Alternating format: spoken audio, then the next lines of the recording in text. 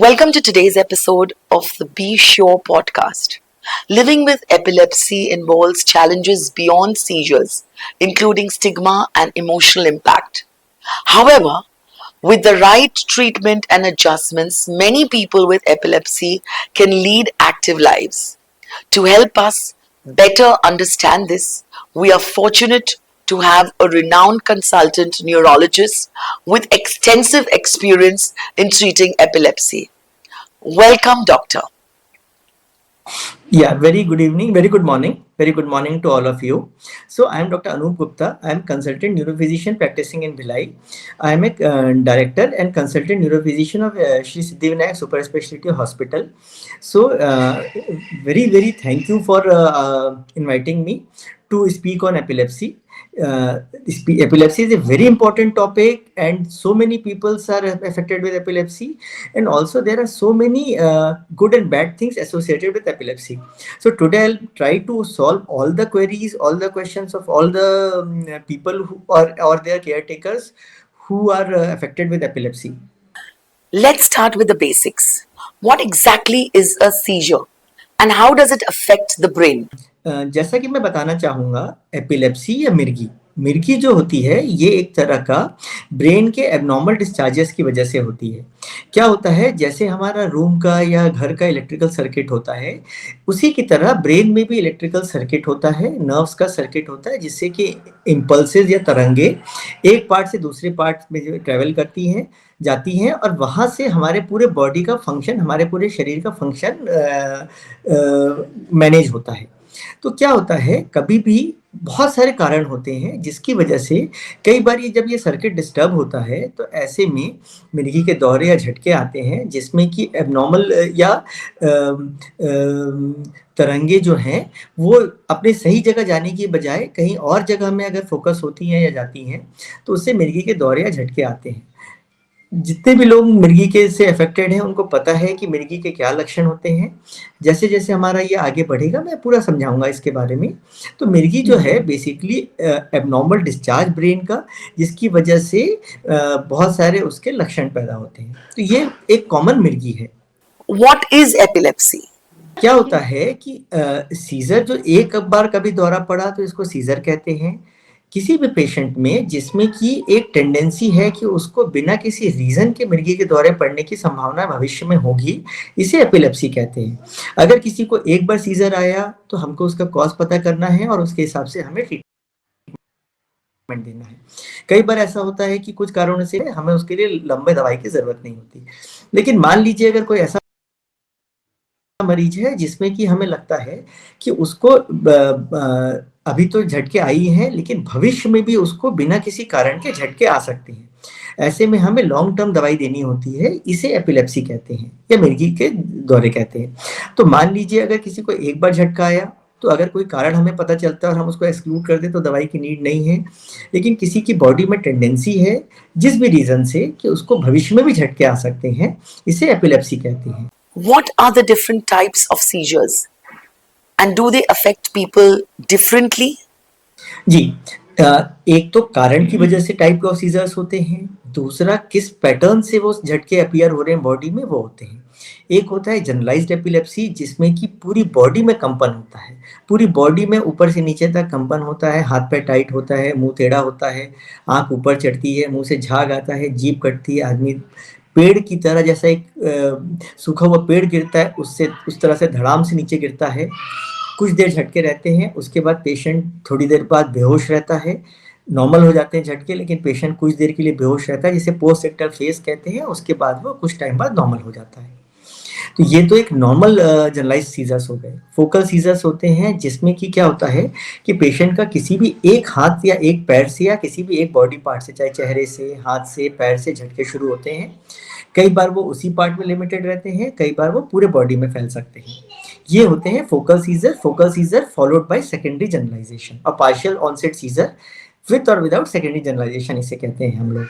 तो इसमें क्या होता है, इसके अलावा और भी बहुत टाइप के झटके होते हैं, जैसे कि कभी कोई पेशेंट को एकाएक sudden abnormal shock like jerky movement, इसको मायोक्लोनिक जर्क्स कहते हैं, मायोक्लोनिक सीजर्स कहते हैं, जिसमें पेशेंट एकदम से बिल्कुल चौंक जाता है, झटके आते हैं और एकदम नॉर्मल हो जाता है। ये मायोक्लोनिक जर्क्स या मायोक्लोनिक वो होते हैं। कई बार इन सब में चीज़ें हाथ से छूट जाती हैं। इसके अलावा एक एब्सेंट सीजर्स होते हैं जिसमें कोई भी नॉर्मली बच्चों में होता है, जिसमें बच्चा बात करते-करते एकाएक टकटकी लगा के देखता है, कुछ देर शांत हो जाता है, कुछ सेकंड्स के लिए शांत हो जाता है, उसके बाद नॉर्मल हो जाता है। ये भी हमें आइडेंटिफ़ाई करना ज़रूरी है क्योंकि ये भी बच्चे के पढ़ाई में और उसके डेवलपमेंट में इफ़ेक्ट करता है। तो ये सब कॉमन टाइप्स होते हैं, इसके अलावा और भी बहुत सारे होते हैं, लेकिन हमें मेजर जानना ये ज़रूरी है, generalized seizure, focal seizures, myoclonic jerks, absent seizures, ये 4 मेन टाइप के होते हैं। इसके अलावा और बहुत सारे होते हैं, ये बहुत बड़ा वो है, लेकिन मेन टाइप हमको ये जानना है। Now, can you explain what causes epilepsy? Is there always a known cause? हाँ, मैडम ये जो होता है अलग-अलग एज ग्रुप्स में अलग-अलग कॉजेस होते हैं। बच्चों में अलग होता है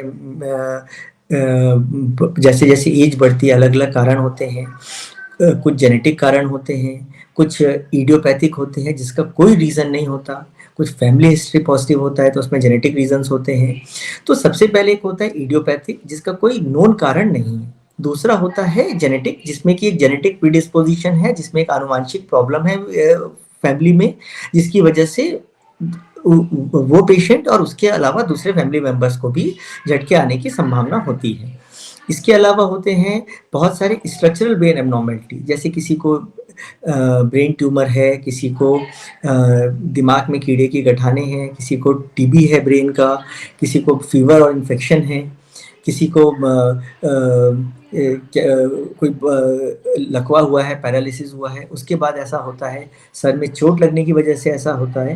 तो ये सब कारण होते हैं। तो एक होता है इडियोपैथिक जिसका कोई कारण नहीं, एक होता है जेनेटिक जो कि जेनेटिक प्रीडिस्पोजिशन होता है जिसकी वजह से झटके आते हैं, एक होता है स्ट्रक्चरल ब्रेन एब्नॉर्मैलिटी जिसमें कि ब्रेन में कोई एब्नॉर्मैलिटी है और जिसकी वजह से झटके आते हैं। ये सब कॉमन कारण होते हैं। Well, that's really helpful to understand. Well, what are some of the signs or symptoms of epilepsy that caregivers should look out for? जी, जी। तो इसमें कुछ भी एब्नॉर्मल एक्टिविटी किसी भी पेशेंट को, अगर वो फर्स्ट टाइम एपिलेप्सी का है पेशेंट या फिर कभी पहले भी कभी उसको एपिलेप्सी आई है, तो ये केयर टेकर्स को ये पता होना चाहिए कि कुछ भी एब्नॉर्मल अगर हो रहा है, तो ये मिर्गी के दौरे या एपिलेप्सी हो सकता है। जैसे कि कोई पेशेंट है जो बात कर रहा है, कुछ कर रहा है, एकाएक बिना किसी कारण से धड़ाम से गिर जाए नीचे, किसी का हाथ पैर टाइट हो जाए, मुँह टेढ़ा हो जाए, आँख ऊपर चढ़ जाए, मुँह से झाग निकलने लगे, यूरिन हो जाए, जीभ कट जाए, ये एक संभावना हो सकती है। इसके अलावा कोई एक साइड का हाथ या पैर या कोई फेस में से एब्नॉर्मल जर्की मूवमेंट स्टार्ट हो जाए, वो या तो उसी जगह में रहे या वहाँ से पूरी बॉडी में स्प्रेड हो जाए, ये एक टाइप हो सकता है। कई बार ऐसा होता है जैसे मैंने बताया था मायोक्लोनिक जर्क्स जिसमें कि बैठे-बैठे एकाएक चीज़ें हाथ से छूट जाएँ, एक झटके जैसा मूवमेंट हो, ये एक कारण हो सकता है। कई बार जैसे बच्चों में ऐसा होता है कि बिना किसी रीज़न के बच्चा बहुत रो रहा है, बहुत इरिटेबल है, ये झटके के कारण हो सकते हैं। इसके अलावा ऐसा है कि एब्सेंस एपिलेप्सी जैसे मैंने बताया था जिसमें कि बैठे-बैठे बच्चा जो है या कोई भी पेशेंट जिसको एपिलेप्सी से ग्रसित है, वो एकाएक शांत हो जाए, कुछ सेकंड्स के लिए या कुछ मिनट के लिए, थोड़ा देर शांत हो जाए, उस टाइम में उसको क्या हुआ है उसको कुछ पता नहीं हो और उसके बाद फिर से अपना नॉर्मल वो कर ले। तो ये सब लक्षण होते हैं। और भी क्या होता है ब्रेन में जहाँ से एपिलेप्सी अराइज़ हो रही है, ब्रेन में अलग-अलग हिस्से होते हैं, हर हिस्से का अलग-अलग पार्ट होता है, अलग-अलग काम होता है। तो जिस जगह में एपिलेप्सी अफ़ेक्ट हो रही है, जिस जगह में वो उसको प्रॉब्लम है, वहाँ से जब झटके अपीयर होते हैं, तो वो जिस पार्ट से को गवर्न करते हैं, वहाँ का लक्षण मिलते हैं। जैसे कई बार एक साइड का हाथ, एक साइड का पैर या कई बार जो है फेस का तिरछापन या कई बार ऐसा होता है कि पेशेंट एकदम से उसको डर लगने लगे, एकदम से उसका जो है हाथ पैर टाइट होना शुरू हो जाए। तो ये अलग-अलग जहाँ से अपीयर होता है उसके हिसाब से लक्षण होते हैं। लेकिन सबसे कॉमन होता है कुछ भी एब्नॉर्मल एक्टिविटी किसी की भी हो, ये एपिलेप्सी या मिर्गी के दौरे हो सकते हैं। ऑल ऑफ ए सडन कभी भी ऐसा होता है, तो ये हो सकता है। Now let's talk about something that many people with epilepsy face: stigma.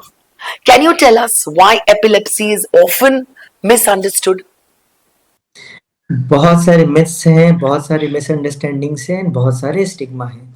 ये तो बहुत ही इम्पोर्टेंट मैडम ये क्वेश्चन है, इसलिए बहुत इम्पोर्टेंट क्वेश्चन है कि 100 में से 70% पेशेंट सबसे पहली बात तो ये होता है कि कोई बाहरी हवा आ गई है, कोई किसी भूत प्रेत का साया है जिसकी वजह से एपिलेप्सी हो रही है, या फिर ऐसा कुछ किसी ने कुछ जादू टोना कर दिया है जिसकी वजह से ऐसा हो रहा है।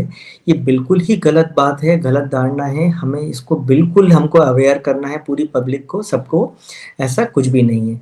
जैसा किसी को कम दिखता है तो वो आँख की प्रॉब्लम है, किसी को कोई मोटा होता है, कोई दुबला होता है, कोई बीपी से ग्रसित होता है, कोई शुगर होता है किसी को और भी कई सारी प्रॉब्लम्स होती हैं। वैसे भी ये एक तरह की प्रॉब्लम है जिसको हमें ठीक करना है, और 100 में से 70 से 80 मरीज नॉर्मल दवाइयों से बिल्कुल well quality of life lead कर सकते हैं। तो ये बहुत ज़रूरी है कि अगर कोई भी पेशेंट को मिर्गी है तो आयुर्वेदिक या बाकी अल्टरनेटिव इलाज की तरफ ना जाएं, अपने नियरेस्ट न्यूरोलॉजिस्ट से मिलें, उनसे सलाह करें, उनसे अपने पूरे डाउट्स क्लियर करें, और कभी भी दवाई ना छोड़ें। दूसरी चीज़ क्या होती है, जो स्टिग्मा आप कह रही हैं, ये बहुत वो है कि पेशेंट डरते हैं, लोगों को बताना नहीं चाहते कि क्या बोलते हैं हमें एपिलेप्सी है। और सबसे कॉमन प्रॉब्लम होती है कोई भी यंग मेल और फीमेल जिनकी शादी होने वाली है, वो कई बार अपने वुड बी हस्बैंड या वाइफ से ये बात छुपाते हैं कि हमें एपिलेप्सी है। मैं आप सबको ये बताना चाहूँगा कि ये बहुत कॉमन, जैसे कि एक नॉर्मल बीमारी होती है, एक नॉर्मल ये होता है, वैसे ये भी एक बीमारी है। प्रॉपर इलाज से ये बिल्कुल कंट्रोल हो सकती है, बहुत अच्छी हो सकती है। इसलिए बिल्कुल भी इसको छुपाए ना, बिल्कुल फ्री रहें, रिलैक्स रहें, और दूसरी चीज़ अपने टाइम पे दवाई लें, और कभी भी किसी से भी छुपाने का कोई कारण नहीं है इसका। ये बहुत कॉमन चीज़ है, और जितना आप कंफर्टेबल रहेंगे, जितना स्ट्रेस फ्री रहेंगे, उतना आप अच्छे रहेंगे। तो इसीलिए जूता सूंघाना और भी बहुत सारी दुनिया जहाँ की गलत धारणाएँ हैं, बहुत सारे मिथ्स एसोसिएटेड हैं, ऐसा कुछ भी नहीं है। ये कोई बाहरी हवा, कोई भूत प्रेत, कहीं कुछ नहीं है। ये एक बहुत कॉमन चीज़ है, एक एबनॉर्मेलिटी है जिसको हमें ट्रीट करना है और जिससे हम better quality of life lead कर सकें। तो ये बहुत ही ज़रूरी चीज़ है। तो कभी भी इसको स्टिग्मा की तरह ना लें। ये जैसा कि एक नॉर्मल कोई और बीमारी होती है, वैसे ये भी एक प्रॉब्लम है। तो इसे बिल्कुल नॉर्मल रहें, अपने न्यूरोलॉजिस्ट से रेगुलर चेकअप कराएँ, टाइम से दवाइयाँ लें, और उनकी प्रॉपर सलाह मानें और उनके हिसाब से चलें। Absolutely. Now let's move on to managing epilepsy. What are the common triggers for seizures that patients and caregivers should be aware of? जी, जैसे मैं बहुत कॉमन चीज़ें बताऊँगा। जैसे कोई मान लीजिए एक नॉर्मल पेशेंट है, तो नॉर्मल पेशेंट में क्या-क्या रीज़न्स हो सकते हैं जिसकी वजह से एपिलेप्सी हो सकती है। कोई डायबिटिक पेशेंट है, उसका शुगर बहुत हाई या बहुत लो होने से ऐसा हो सकता है। ब्लड प्रेशर बहुत हाई या लो होने से ऐसा हो सकता है। इसके अलावा सर में कभी चोट लगी है तो ऐसा हो सकता है। बहुत हेवी मात्रा में अल्कोहल लेने से और उसके बाद में उसके विथड्रॉल से ऐसा हो सकता है। नशा करने से ये सब हो सकता है। इसके अलावा ये तो एक कॉमन पब्लिक में हो सकता है। जो मिर्गी के अफेक्टेड पेशेंट्स हैं, जो कि मिर्गी की दवाइयाँ खा रहे हैं या जो एस्टेब्लिश्ड एपिलेप्सी के पेशेंट हैं, उनमें सबसे कॉमन कारण होता है प्रॉपर नींद नहीं लेना, नशा करना, प्रॉपर दवाइयाँ ना लेना। इसके अलावा जो है स्ट्रेस में रहना, डाइट प्रॉपर ना लेना, और हेल्दी लाइफ़स्टाइल नहीं मेंटेन करना। ये सारी चीज़ें हैं, लेकिन सबसे इम्पोर्टेंट होता है प्रॉपर दवाइयाँ लें। जो चीज़ें एपिलेप्सी को ट्रिगर करती हैं उससे दूर हटें। कई बार क्या होता है, नशा बहुत एपिलेप्सी को ट्रिगर करता है, तो एपिलेप्सी के पेशेंट को नशे से बचना चाहिए। इसके अलावा जो है नींद बहुत प्रॉपर है, डाइट और नींद और एक्सरसाइज, ये 3 चीज़ बहुत इम्पोर्टेंट है। Healthy lifestyle, healthy diet and regular exercises, ये, और साथ में वेरी गुड ड्रग कंप्लायंस। दवाइयाँ बिल्कुल ना छोड़ें, बिल्कुल प्रॉपर टाइप से दवाइयाँ लें। जो भी डॉक्टर आपको देख रहे हैं, उन्होंने आपको आपके हिसाब से बेस्ट दवाई लिखी है, उसको रेगुलर लीजिए, दवाइयाँ ना छोड़ें। ये सब बहुत कॉमन चीज़ें होती हैं। नींद बहुत ज़रूरी है। बहुत सारी एपिलेप्सी ऐसी होती है जो स्लीप डिप्राइवेशन से या नींद प्रॉपर ना होने से बढ़ती है। ये टाइम से लें। बहुत हेल्दी डाइट लें, ये बहुत ज़रूरी चीज़ है। Diet is very very important. तो ये सारे ट्रिगर्स होते हैं, इनसे हमें बचना चाहिए। Thank you so much, Doctor. To wrap up, could you share some safety tips to help prevent injuries during seizures? हाँ, this is also very important that any patient who has epilepsy, so he should identify that even if he is taking proper medicine, अगर वो proper दवाइयाँ ले रहे हैं तब भी chances हैं, क्योंकि 100 में से 70% ही वेल कंट्रोल होते हैं दवाइयों से। इसके अलावा क्या होता है, कई बार दवाइयाँ मिस हुई, कई बार डोज अप डाउन हुआ, तो इसकी वजह से भी मैगी के दौरे या झटके आ सकते हैं। तो ऐसे में क्या हमें प्रिकॉशंस या सेफ्टी टिप्स होने चाहिए, ये समझना है। ऐसे पेशेंट्स को नॉर्मली ड्राइविंग अवॉइड करना चाहिए। ये बहुत ही ज़रूरी चीज़ है, क्योंकि ड्राइव करने से कई बार मान लीजिए कभी हम ड्राइव कर रहे हैं और झटका आ गया, तो हम अपने लिए भी नुकसानदायक है और हम दूसरे के लिए भी, जो दूसरे लोग गाड़ी चला दूसरे रोड में चल रहे हैं उनके लिए बहुत दिक्कतें हैं। सेकंड चीज़ ये होनी चाहिए, हमें हाइट से दूर रहना चाहिए, बहुत ज़्यादा हाइटेड प्लेसेस नहीं जानी चाहिए। पानी और आग, इनसे हमें बच के रहना चाहिए, क्योंकि मान लीजिए कभी हम आग के आसपास कोई काम कर रहे हैं और गॉड फॉरबिड, भगवान न करे, कभी हमें झटका आया, तो हम बहुत ज़्यादा इंजरी में हो सकते हैं, इंजरी हो सकती है हमें। सेम पानी के साथ भी है, हम स्विमिंग और ये सब से हमें थोड़ा सा बच के रहना चाहिए। पानी के सोर्स से दूर रहना चाहिए हमें, क्योंकि कभी भी अगर हम पानी में और हमें झटका है, तो ये एक सडन डेथ या सडन प्रॉब्लम होने का चांस हो सकता है। तो ये बहुत इंपॉर्टेंट है कि हम इससे बचें। एपिलेप्सी के जो बच्चे हैं या पेशेंट्स हैं, उनको थोड़ा-सा शार्प ऑब्जेक्ट से, ये सब से बच के रहना चाहिए। नुकीली चीज़ें हैं घर के आस-पास, शार्प चीज़ें हैं, चाकू है, कैंची है, या टेबल के एजेस शार्प हैं, पलंग के एजेस शार्प हैं, ये थोड़ा-सा वो, क्योंकि कभी न भी अगर झटका आए, इवन बाथरूम में कभी अगर झटका आए और वो गिरे, तो ऐसे में चोट कम से कम लगे। तो ये बहुत ज़रूरी चीज़ें हैं। तो ये सेफ्टी मेजर्स ज़रूर रखना चाहिए। Thank you so much, Doctor. This has been incredibly informative and helpful. We hope today's discussion helps listeners better understand epilepsy and how to support themselves or their loved ones, of course. Any final thoughts? Yes, ma'am. First of all, I would like to tell epilepsy is very very much curable. ये बिल्कुल ठीक होने वाली बीमारी है। 100 में से 70 से 80 प्रतिशत मरीज बिल्कुल अच्छे हो जाते हैं और अपनी बहुत ही अच्छी क्वालिटी ऑफ लाइफ लीड करते हैं, ऑक्यूपेशन और सारी चीज़ें। तो इसीलिए सबसे पहली चीज़ तो कि बिल्कुल इसको बिल्कुल स्टिग्मा ना लें, इसको एक ऐसा ना लें कि ये कोई बहुत हमारे साथ कोई मेजर कुछ प्रॉब्लम हो गई है। आप प्रॉपर दवाई लें, आप बिल्कुल अच्छे हो सकते हैं, पहली चीज़। दूसरी चीज़, अल्टरनेटिव दवाइयों की तरफ ना जाएँ, आयुर्वेदिक और होम्योपैथिक, या फिर कई लोग बाबा के पास, बैगा के पास जाते हैं, ये सब चक्कर बिल्कुल ना करें। ये कोई जादू टोना नहीं है, ये कोई बाहरी हवा नहीं है, ये कोई भूत प्रेत या नहीं है। ये एक नॉर्मल बीमारी है जो कि बिल्कुल पूरी तरह से ठीक हो सकती है, पहली चीज़। दूसरी चीज़, जिस पेशेंट को एपिलेप्सी है, अपना जो मैंने सेफ्टी टिप्स बताए उसको ध्यान रखें। सबसे इम्पोर्टेंट चीज़ है, दवाई बिल्कुल मिस ना करें। ये बहुत ही कॉमन कारण होता है एपिलेप्सी को ट्रिगर करने का, जिससे कि मरीज को एपिलेप्सी होती है और जिससे कि मरीज प्रॉब्लम में फँस सकता है, झटके आ सकते हैं और जिससे कि चोट लग सकती है या बहुत सारी अदर प्रॉब्लम्स हो सकती हैं।